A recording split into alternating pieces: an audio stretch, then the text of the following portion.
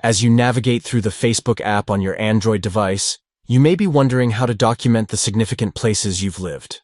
Let's dive into the full guide on posting places I've lived on Facebook. To begin, launch the Facebook app and tap on What's in Your Mind. Next, scroll down and select Life Event. From there, choose Home and Living, and then Places I've Lived. Enter the title, location, and date of the place you want to share. Once you've filled in the details, tap Next at the top right corner. Here's where you can customize your audience by using the Audience Selector to choose who you want to share this life event with.